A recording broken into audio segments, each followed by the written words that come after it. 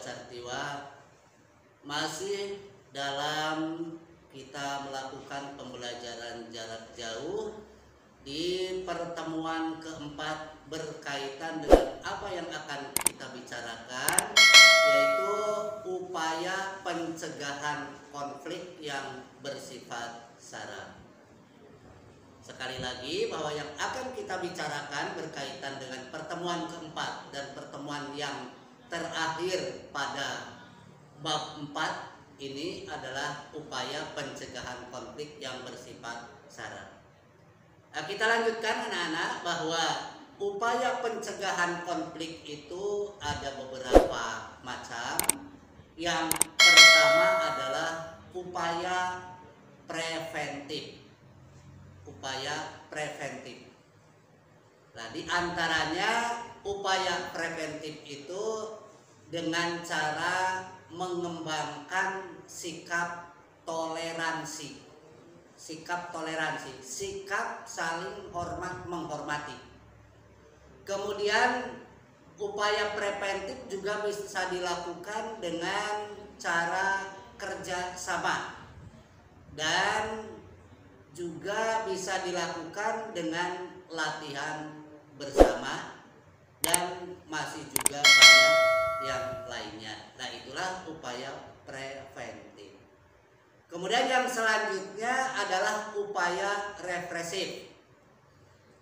Upaya represif ini diantaranya adalah dengan melakukan penangkapan, kemudian pembubaran paksa dan sebagainya. Dan yang ketiga, sebagai bentuk upaya pencegahan konflik ini adalah upaya kuratif, yaitu dengan melakukan pendampingan bagi korban kerusuhan dan juga perdamaian serta kerjasama dan sebagainya.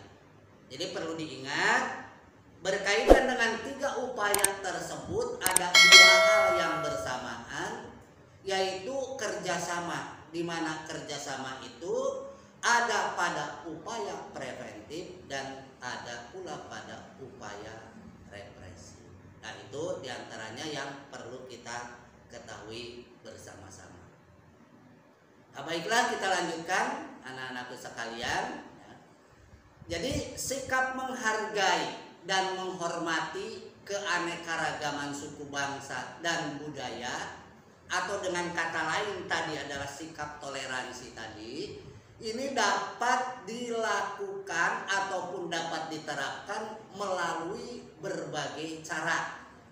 Antara lain, yang pertama, tidak menonjolkan suku bangsa sendiri. Kemudian juga yang kedua, tidak menjelek-jelekan suku bangsa lain. Kemudian yang ketiga, mau bergaul dengan teman yang berbeda suku. Keempat, memberikan pujian terhadap keindahan suku bangsa lain. Kelima, menyaksikan pertunjukan kesenian daerah. Dan yang keenam, mempelajari kesenian daerah lain. Nah, itu diantaranya. Di samping itu juga masih ada sebagai upaya yang dapat diterapkan itu adalah untuk menyesuaikan diri dengan kebiasaan daerah setempat dan sebagainya. Ya. Itu ada istilah lain ladang, lain belalang, lain lubuk, lain ikannya, sehingga kita harus menyesuaikan diri dengan kebiasaan daerah setempat atau daerah tempat kita tinggal atau tempat kita merantau dan lain sebagainya. Itu diantaranya. Nah, berkaitan dengan itu, kita bangsa Indonesia ini memiliki 3 kekuatan yang dapat mempersatukan bangsa. Satu diantaranya adalah Pancasila, di mana Pancasila ini sebagai dasar negara dan juga sebagai pandangan hidup bangsa. Kemudian yang kedua, adalah semboyan Bhinneka Tunggal Ika, atau dengan kata lain ya semboyan Persatuan Bangsa Indonesia Bhinneka Tunggal Ika.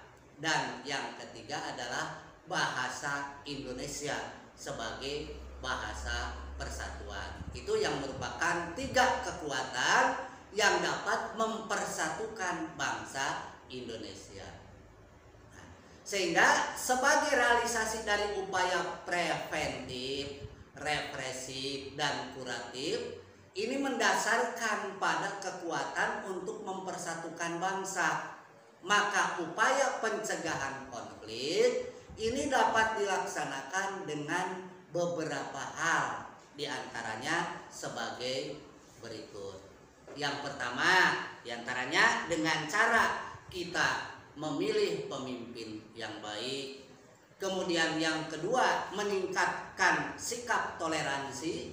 Ketiga, pemenuhan dan penegakan hukum yang tegas, yang tentunya harus memenuhi rasa keadilan di masyarakat.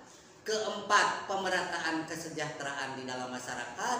Yang kelima, meningkatkan kesejahteraan dalam masyarakat. Dan yang terakhir, yang keenam, adalah meningkatkan kesadaran atas keragaman yang ada di dalam masyarakat. Ya, demikian anak-anakku sekalian, ya, penjelasan pada pertemuan keempat ini. Dan jangan lupa persiapan untuk pertemuan yang akan datang, kalian sudah harus mulai mempelajari materi-materi yang telah Bapak ajarkan dari pertemuan pertama sampai dengan pertemuan keempat. Insya Allah nanti pada pertemuan yang akan datang Bapak akan mengadakan ulangan harian pertama. Saya kira itu saja yang dapat Bapak sampaikan. Terima kasih atas perhatiannya. Salam sehat. Jangan lupa laksanakan protokol kesehatan dengan sebaik-baiknya. Sekian. Wassalamualaikum warahmatullahi wabarakatuh.